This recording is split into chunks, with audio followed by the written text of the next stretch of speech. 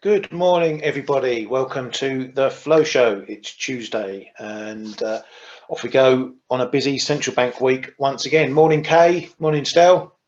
Morning, good morning, guys. good morning, everybody. God save the How you king. doing, guys? Good. And you? Yeah, all good, all good. Nice reflective family day yesterday. Nice Did to you have a actually day go with, to the procession and all that? Did you, or No, did you watch it on TV? a few of my friends did went up to see the coffin. Going through 14-hour queues, 12-hour queues. I couldn't be doing with all that. I wish I had gone out for the procession though, because that was something to behold on telly. Yeah.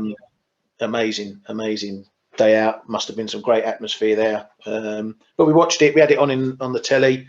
Kids were off their computers. We had a nice, family day. Played some board games and had a nice dinner. And yeah, had a nice reflective day. So yeah, but quite emotional. Quite emotional. Same for you, Kay?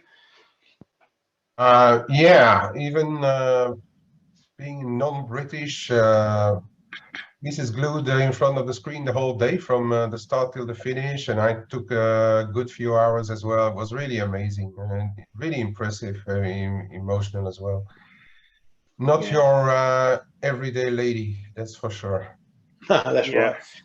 Did you manage to see any of it, Stel, or you're too busy? Yeah, I caught some of it on YouTube and videos and stuff like that. Yeah, I mean, it was if anything, she was consistent and did her job, which is more than most people do. Yeah, she would have made a good trader being consistent. That's for sure. Absolutely, yeah. Anyway, right, let's see what Charles does now. Yeah, exactly. Oh, I can't wait. We shall see. We shall see. So let's get stuck right into it then. Where should we start? Let's start with China, as we often do, that side of the globe. Not too much out from those guys that I could pick up. Obviously doing a bit of scrambling around to catch up on everything that went on the weekend and yesterday. One thing from the leader Xi said that he apparently has told his military he wants the capability to take control of Taiwan by force by 2027. So a little bit of let's call it gamesmanship there, threats to everyone about what he wants to do by 2027. So we're talking 4.5 years in the future. So it's pretty much throwing some comments out for everyone to contemplate on, more than an exact threat, if you get my drift. Well, sounds either way, it's a threat nonetheless. Sounds pretty threatening to me. Yeah, I was going to say. Sounds pretty threatening to me. Yeah, it does. To say yeah, but I think giving it a 5-year timeline or 4.5-year timeline. I mean, if he was that serious, he'd say he's going to do it next week. If he really wanted to threaten or say they have the capability to do it next week. So I think it's a little bit of a nudge to everyone to say, watch what you're doing. One eye on the Ukraine situation as well. But we know there's increased drills and tensions around Taiwan, everyone doing military drills and whatnot. So it's a threat, yeah, but I think the timeline thing softens it a touch. What do you make of that, Kat? Yeah, I mean, it came out even before the weekend, right? It's all part of those meetings that they had, because in parallel with the Asian or whatever meetings that they had where Putin, Erdogan, and Xi met, that is something that came out of this SCO meeting on the site, which was a lot more threatening than the main meetings could have let filter through. So yeah, I mean, it's still not a bright outlook, but yeah, it's gonna keep people on their toes at least for the years to come. And I think in October somewhere they have their Chinese Communist Party meetings where he's try and get his lifetime premiership sealed. Not premiership, presidentship sealed. So a lot is in preparation of all this stuff. But yeah, I mean, it's for sure not a really bright outlook here. No, but nothing that the market's really jumped on and got its knickers in a twist over, and that's the main thing as far as we're concerned trading it. Over to the PBOC, and they left their LPR rates unchanged as expected. No change there to some of their minor rates there. We still keep an eye on the big one, the RRR, reserve requirement ratio level, to see if they decide to cut there. That would be a step up in the easing from those guys. Moving over to Japan, I won't mention the fix, the PBOC fix, still a bit of a chasing on that one, not really setting anything that gives us an idea that they're trying to control anything at the moment as far as the one goes. So I'm only keeping half an eye on those fixes. So to Japan, there was a junior coalition, or head of the junior coalition ruling party, saying that they're also watching the yen for its effect on households and businesses. So this is one of the other parties in Kishida's government. We also got data out overnight, CPI data, quite interesting, continuing its uptick. The national core CPI 2.8, beating expectations and above the 2.4 prior. National CPI into 3%. So some additional pressure for the Bank of Japan going into their meeting this week. They're not expected to change anything, but we are now looking for potential signs of changes in language. Maybe, I think at the very least, they may start to pay a bit more lip service to inflation. They're looking for inflation to pretty much get embedded or be stabilized at higher levels before they think about acting or considering tightening. One of their metrics is they want to see, wages growing. At the moment, they're still in camp transitory, pretty much with inflation, but as we see from the numbers, it's going up. It's been going up for a couple of months now, a few months now. It's not showing any signs of going down. 2 months becomes 6 months, 6 months becomes 8 months, that sort of thing. It's how long is a piece of string before they maybe need to turn their language around. Will they mention something in this meeting coming up? Who knows? But the risk grows from this point. What do you make of that, Kay? The CPI numbers there, certainly not going backwards, more a bit of a catch up with what we're seeing elsewhere. Yeah. So far, Kuroda has always been saying that it's going to be transitory, and there are some demographic and other factors such as wages who prevent Japanese CPI from really exploding. But yeah, it's a 50-50 call whether they are going to say something, try to influence perhaps the market perception of the guidance a little bit. The BOJ watchers on the ground are saying that it's going to take 6 months of above 2% prints for the Bank of Japan to really start to change anything, perhaps to YCC or what else. But it is for sure that if they want to get out of the trap, the window might be closing soon, or has never been as open as it is now. So I'm gonna go into the Bank of Japan meeting this week saying, like, okay, I don't think they are going to change much to their actual monetary policy, but we may have a bit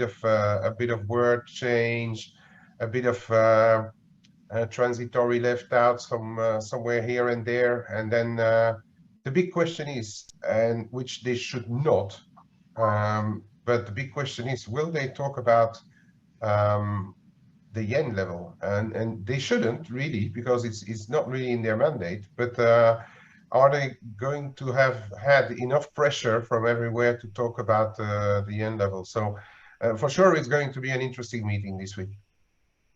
Yeah, definitely. One to keep an eye on there. While we're on the data, we'll have a quick look through there. German PPI out earlier, definitely not pulling back any significantly. Year on year, up to 45.8%.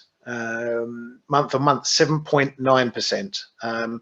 So anyone trying to think of peak inflation coming for the Eurozone. It's going to be waiting a long time. I think this is set to continue, and hence why the ECB are potentially going to be turning more hawkish. They said they're going to do more hikes.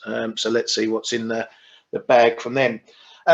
Speaking of central banks, we had the Riksbanks doing the old go big or go home. They were expected to hike 75 pips, and they went the big 100 with comments that they expect to continue raising over the months ahead.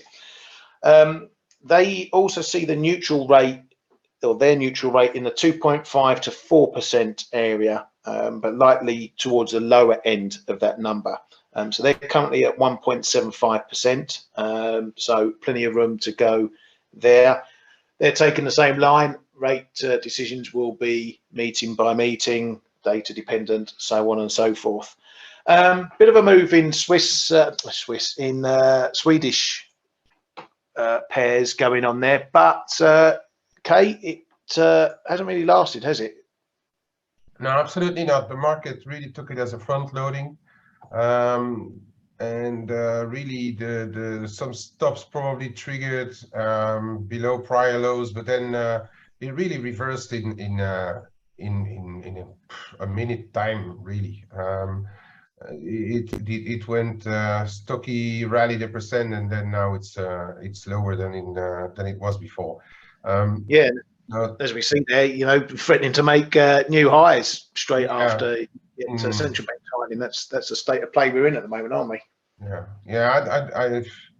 I was a bit surprised about the 100 BPs, but then straight away they were like downplaying and saying going meeting by meeting, and we have to know that Riksbank likes to play. Hang on a minute. We have to know that Riksbank likes to play games, and well, I mean, at least their commentators, they're never giving anything like 100% this or 100% the other way around, and the market got a bit confused, I think. So the big saloon door there on the Swedish corner over the data and over the meeting. I'm staying out of it. I haven't got a clue what's going to happen with the stocky right here and now. Yeah, and it just goes to show, you think you'd expect the currency to go one way on a big hike like that. It did, but it hasn't lasted. And just as we're watching the screen, off to new highs. Dollar SEK is going for the day. So it's a similar situation to look at for pretty much all central banks, including the Fed. The old buy the rumor, sell fact, or sell rumor, buy fact, whichever which way you want to look at it. And that's what we're going to have with a lot of these central banks. Speaking of central banks, just to give you a quick rundown of what's to come. Obviously, tomorrow is the FOMC, but Thursday is fairly big because we've got the Bank of Japan, BOE, SMB, Norges, and that's it, I think. BOJ, SMB, BOE, Norges, and the South African bank, SARB, which is always a good one to watch for entertainment value. The governor there, his press conference is quite an entertaining, wild character. He is, isn't he, Kay? Yeah, he's the best clown out there. He's always very lively. He's kind of shouting to his audience. It's always a very funny watch. Yeah. And just to give you a highlight, what's going on in the expectations for some of the major central banks there. These are the rate probabilities, and they're derived from various methods, either overnight index swaps, various other metrics. But this is from Reuters, and they give an idea of the probability based on where rates are lying. So you can see there, for the Fed, for a 75 pip hike is a 79% chance, 100 pip hike, 21%. Bank of Japan, it's a 94.3% chance they do nothing, such as expectations there. For the BOE, it's 75% that they go 75 pips, 24, just under 25% they go 50. And as you can see there, the expectations for the S&B as well, jumping their rate up 75 pips to 1. Going by 1 on their rate hike there. 100 BPs expected from them. As I say, these are not something you put your hat on and trade exclusively, but it just gives you an idea where the market tends to be leaning to. For example, for the Bank of England, apparently traders are pricing in 275 pip hikes into the end of the year. Now, if we're getting one now, it means I think we've got 2, possibly 3 more meetings left to do the other one. So I'm not sure how they're pricing that one, if they only expect 2 more by the end of the year, but we shall see. Could mean that they're looking to slow, or they think they're going to slow down hikes coming into the end of the year. So this is the juggling we've got at the moment with central banks, how many more hikes they're going to do, over how long before the end of the year they've got to do them. I still maintain the short-term noise is about whether is the hike increments. The longer-term trends and moves we need to watch for is where we think, or where the market think rates are going to go, and where they're going to top out. For the Fed, I think the important thing tomorrow is not whether they go 50, 75 or 100. It's where the dots shift up to this neutral rate, or the high point that they think rates are going to go to. At the moment, it's high in the top estimates on the last dot plot from the FOMC is up in the 4.25 area. The market is already starting to price in 4.5%, 5% as the high point for Fed rates. So we need to see whether the Fed are going to confirm that and shift their potential terminal rate higher, and maybe even their neutral rate, or whether they're going to keep that fairly low. And that's what I think is going to move markets tomorrow. But anyway, we can talk about that tomorrow. Going to go over to the RBA.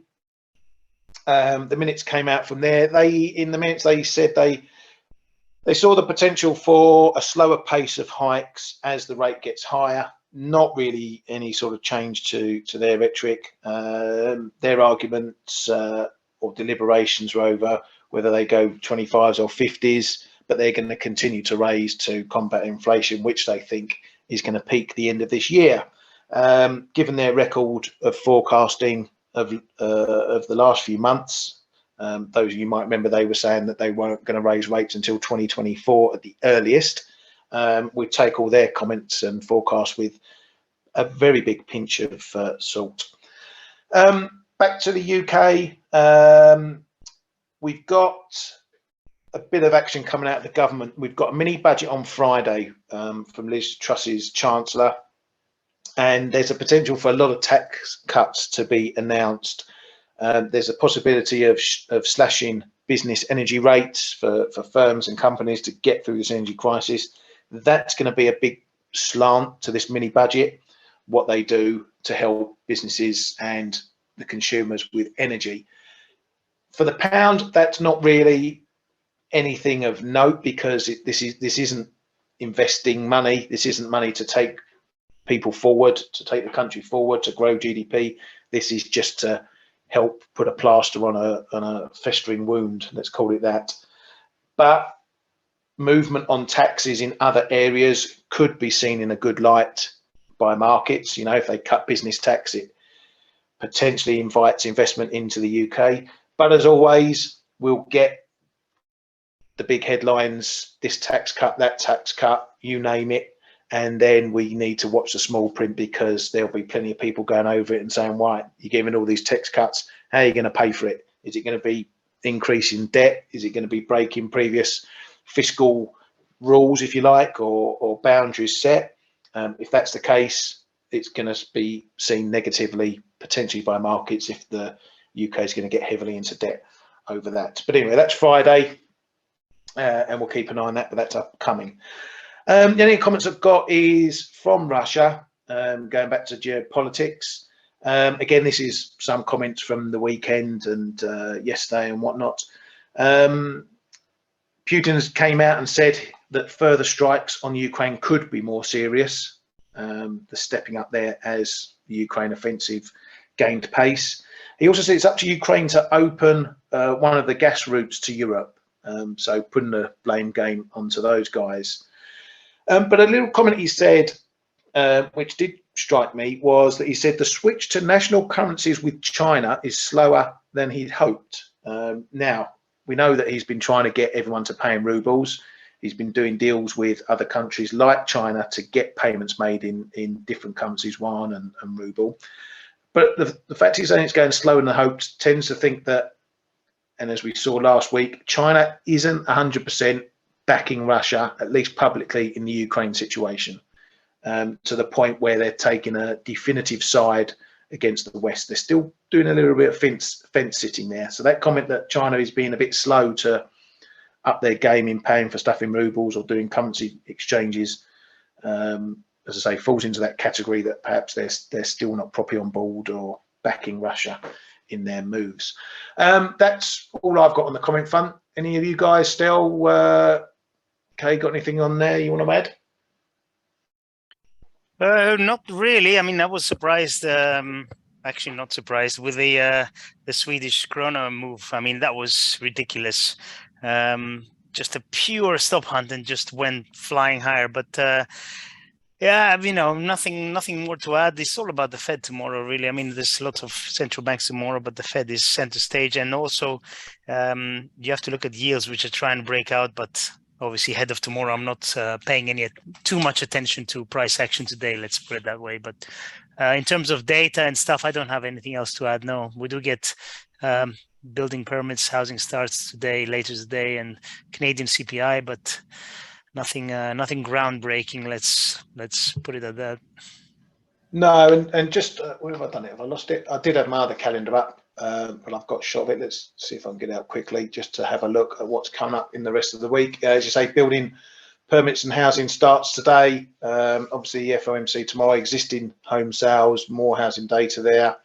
Not a lot into Thursday. Eurozone consumer confidence. That's a funny number. That number has only ever been positive, I think, 4 times in its entire history. So it's always been a negative number.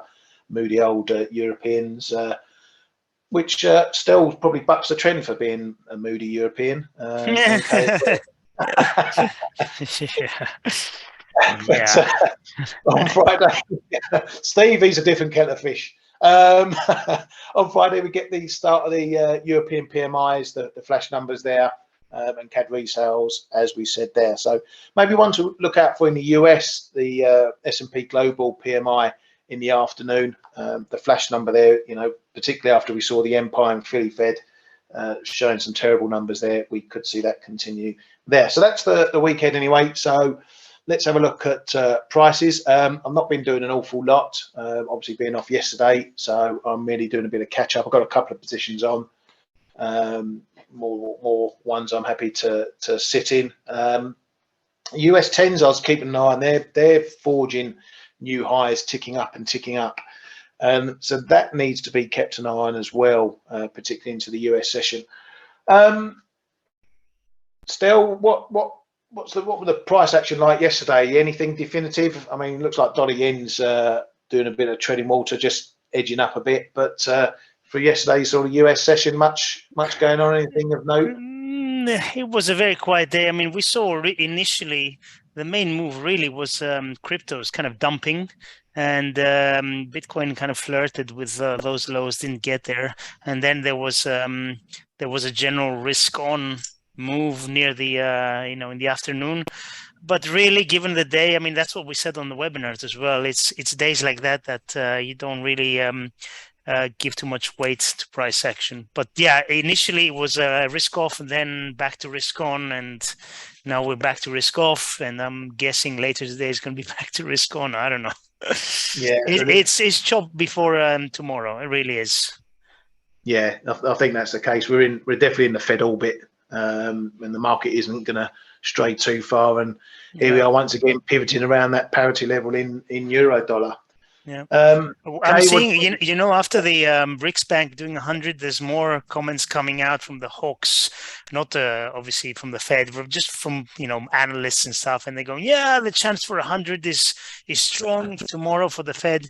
I seriously doubt that. The question is, though, even if they do 75, what does the market do? You could get the dollar rallying on a 75, depending on what else they say. How they frame the move going forward. And Fed fund futures are now pricing terminal rate going close to 450.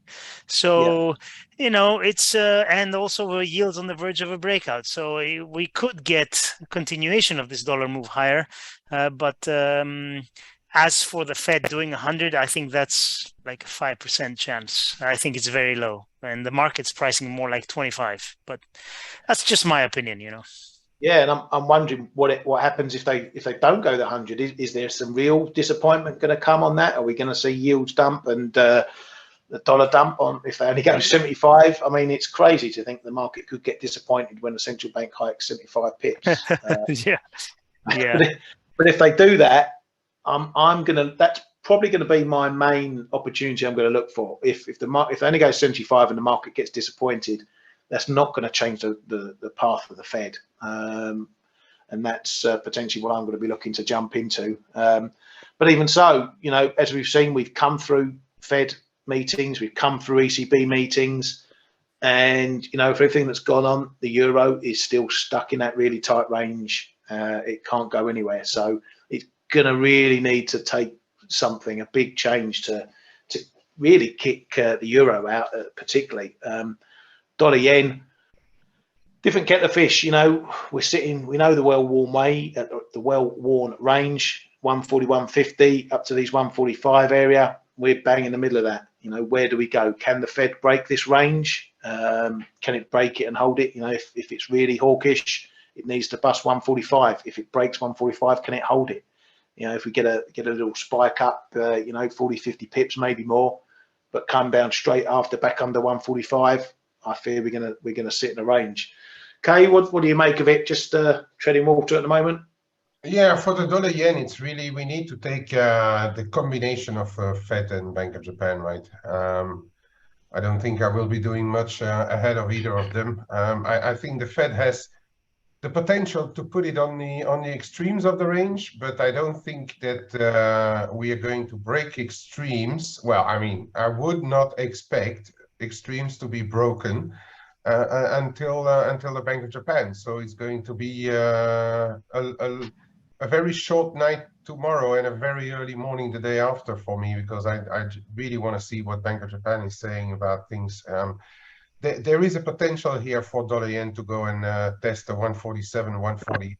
The combination of both is dollar positive. I personally don't think Fed will change much. The unemployment rate hasn't really, well, it's deteriorated somewhat, but then the participation rate was higher, so that's not going to play. The CPI came back a little, but then was higher than the market expected, so that is not going to change them. I don't think they will go for 100, because that would be a bit of a shock to the system. Because as well, and I keep repeating it, we can't forget that this month quantitative tightening is doubling as well. So that has already a tightening effect of financial conditions, and yields can go where they want, or maybe it's a part of the yields going where they are now. But it's we can't forget it. So I mean, 75 is going to be more than enough for the Fed, in my opinion. And then we'll see what the plots are saying, what Powell will say on the meeting, and we'll see then, right? But yeah, for dollar yen, I think we need to look at a combination of both. Yeah, and thanks, Gavin, for that link from who we've now called Timmy Leaks, hashtag Timmy Leaks. He's out. We've been waiting for that to see if there's going to be a comment on the Fed doing 100. This guy, Nick Timiraos, he's said to have the ear of the Fed, or have a bit of an insider knowledge, a bit like John Hildreth used to with Bernanke. So he's out with a piece saying that 75 pip is expected, and nothing really there about a bigger hike, except that some people might think it's coming. So that's something we've been waiting for him to see. He pretty much touted the same thing last week, but that was after we got this. That was before we got the CPI data that kicked this 100 BP hike business into gear. So this is sort of maybe a bit of a confirmation they're only going to go 75. And given that the market hasn't really done anything with that headline, let's have a look at yields quickly. No, not a lot going on there. So it looks like the market is really penciling 75s more than 100 at the moment. So that's where we're leaning at. But thanks for that, Gavin, for popping that one up there. Kay, do you want to have a look at a couple of pairs on your? Yeah, I want to do it really quickly today, and perhaps leave the since you've already done part of the main ones. Let me go over to a couple of things. First of all, you guys see my screen, right? I suppose. Yeah. Yes. Those yields, I mean, if you look at the yields are really flying, but then they are not going on their own. The dollar yields are not going on their own. And that's why we are stuck in this euro, the euro really is now stuck at around parity because the European yields are flying at the same rate of the dollar yields. We can argue that the dollar yields are the main driver, but I would also argue that some of those European yields flying are also due to von der Leyen's spending plans for European energy and stuff. But if you look at the Germany, the 10-year, the 30-year, they're going at the same rate as the dollar yields really. So, and if you then look at the differentials, they've corrected from their absolute 2021. Then we went like, this is, if you look for the euro dollar move explanation, this is it, right? From 2021 into 2022. And then since they bottomed and we are starting to correct, and we may be here in a bit of a range, those differentials, and look at where euro dollar is. It's trading around parity really in that range. So if you want to trade dollars, just perhaps look at something else as well than rather the euro dollar, because if you look at the UK gilts, they're also ramping high at 3.25% now. Canadian maybe a little less, and that's why Canada had the chance to go higher as well. So yeah, keep an eye on those yields going into those central bank meetings. We could see a big change coming out of those meetings, although we don't have ECB, of course, this week. Just for the little story, the Japanese auction, 10-year auction failed today, so the market is really not wanting to play Bank of Japan's game at 0.25%. They are really waiting for the Bank of Japan to see if they are going to change anything to what they are going to say.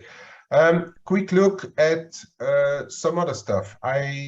Today I'm going to take you.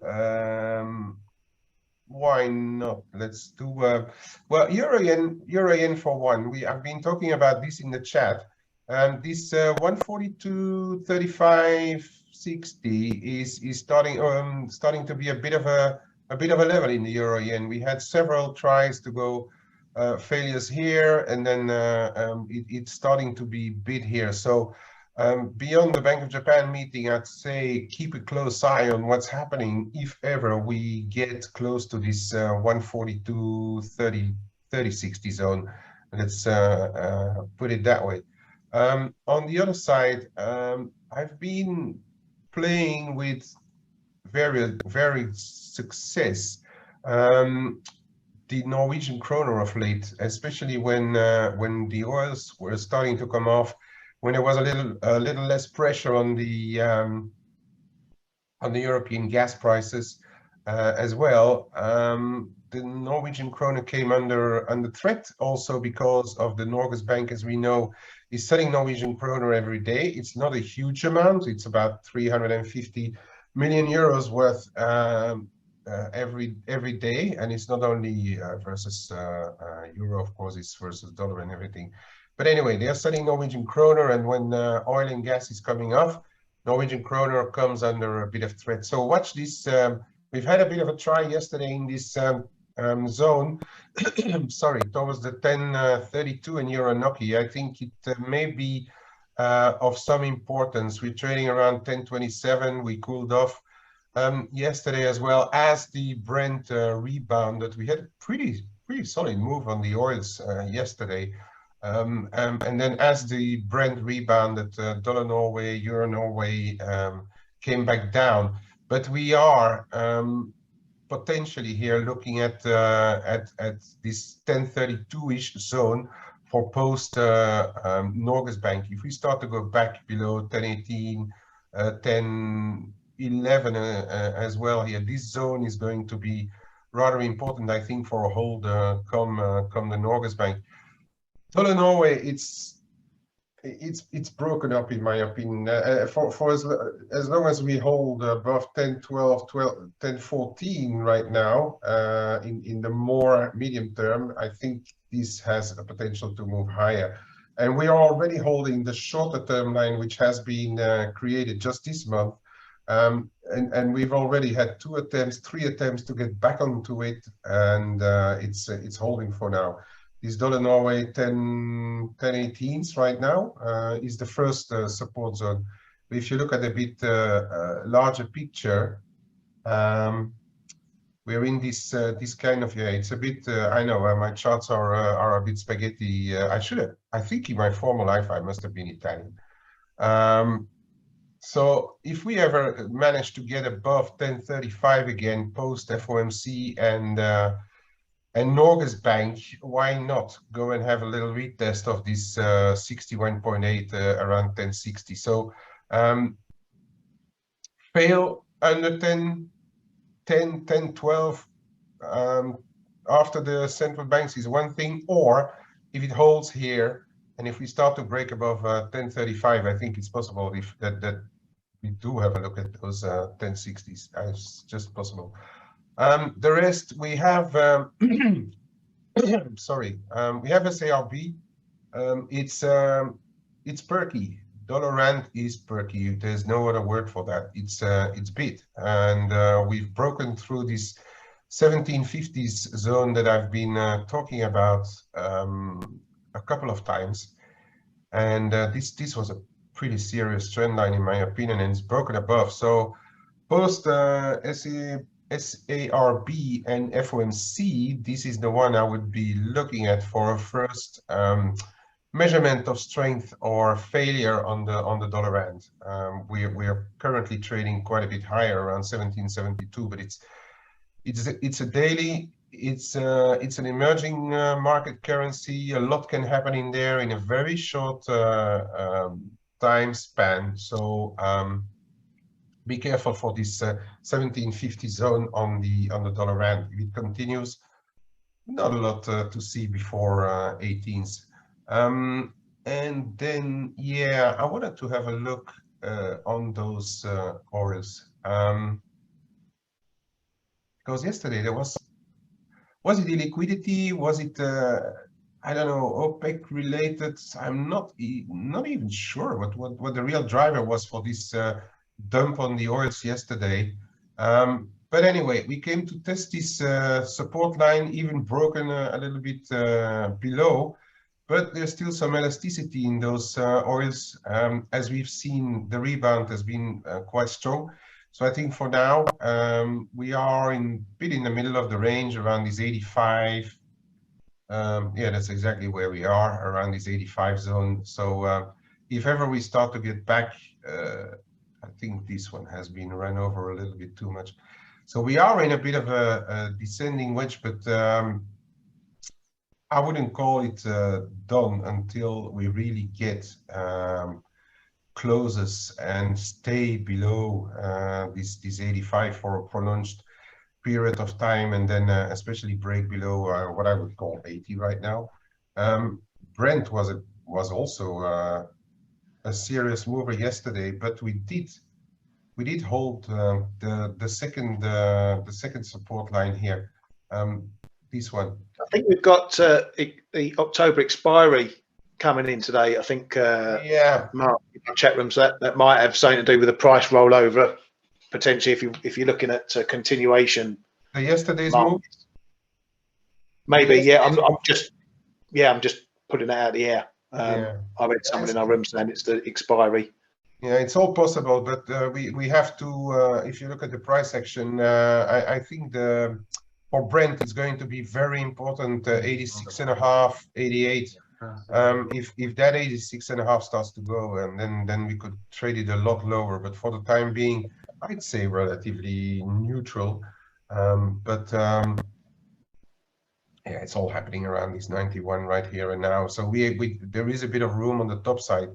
But for the time being, I'd watch this support around here. Really, that's about everything I wanted to show today. I think big days tomorrow to come. Oh no, I wanted to show just a couple of euro crosses. Euro Kiwi, we are nearly back to the July high here. It's trading around 169.40 right now. The Kiwis, yeah, I wanted to show the Kiwi as well. So this is Euro Kiwi. This is what I was talking about already a couple of times. Since those euro yields are flying higher in tandem with the dollar yields, the rest, the euro crosses are all relatively bid, we must say, and it filters through here in this Euro Kiwi as well. So if this confirms through 170, we could be in for a bit of a flyer, but it's a relatively important level here, 169.70, 169.80, but call it 170 coming up. And then we have similar one on the Euro Aussie. That's been trying a couple of times, this 149.70, which is a 61.8 of the whole move lower that we've seen from July into the end of August. So keep a close eye on this 149.70. And then lastly, Kiwi dollar. Kiwi dollar. This is pretty big level here. 59 the figure, we're on it. Trend line coming in just around there, call it 58.90. It's prior lows as well. If that starts to give way, the Kiwi may be in for more trouble, but always respect the support until it's broken, of course. And with that, back over to you. Thank you very much, mate. Right, just a quick one. I want to bring Still back in if he's still about. No, I'm not. Leave a look. message after the tone. Beep. Go on. I should have that permanently on my screen. Yeah, what about this gold, mate? Holding below this 1675.80 area, the big break point. So yes. Short, I assume you're still holding, and I'm short on the break. Further downside, if we're seeing this level hold. Yeah, I still have half the short, and I'm holding with a stop at break even, which is 1687. Now the question is, I actually think gold is still behaving quite well. Sadly for my short, because we have yields rising, dollar rising, risk off, and it's still not managing to really convincingly. I mean, it's sticking below the level, but it's really pretty close to it. So, and before tomorrow, I'm not doing anything. I still have my short with a stop there, but I have to say, the more we hang around these levels, and obviously, unless the Fed is hawkish in any major way, I think the possibilities are rising that this might be a false breakdown. So yeah. I'm just looking at it still, and I really thought it would have been quite a bit lower. I thought 1635 was almost a given once we broke, but we're still not managing to get there. Maybe the market's waiting for tomorrow. I don't know, but that's just my view. So for those who might be trading gold as well, you know, if you're short, what do you want from the Fed tomorrow? Well, if you're short, you want the Fed to either do 100 or you want them to do 75 and basically not diverge at all from their past rhetoric and, you know, the what they've told us so far. Yeah. So that's what you want, really. Yeah, which and is obviously, likely. You know, it's not. I think it's the most likely scenario that they do 75 and they just stick with it. yeah. Yeah. So, and conversely, obviously, the risk belongs is obviously if that happens, then we see further downside. But you want the opposite of that if you're looking to long gold. You know, but technically, that level is you know, proving its worth at the moment. It's holding below, but as Stell says, it's not pushing on. And when you get a break of a big level like that, you'd expect a decent amount of follow through. And all right, it went, you know, 25, $30, which is decent in gold standard. I think if you want to be long, it's very easy. You have to break back above 1680, close on a daily or even on a weekly if possible, and that for me is a bullish sign. You probably want to go long there, even if you miss the first few bucks. I think there's more to this move, but we haven't done that. Yeah, exactly. So while some of us are short here, we know our pain level and where we're potentially wrong if it moves above. And technically, that's all you do with trading. You pick your numbers and you trade them accordingly. Right, so on that note, I'm going to call it a day there. Lots to do today, lots more to happen the rest of this week. So you lot can disappear into the ether and get your thinking caps on. If you do want to come and join us in the trading room on the ForexAnalytix platform, you can do so. I'll put the link in there. It's going to be a busy week for us getting our chess pieces ready for tomorrow's FOMC and the rest of the central banks to come. We'll have a lot of analysis always goes in at these times of the month.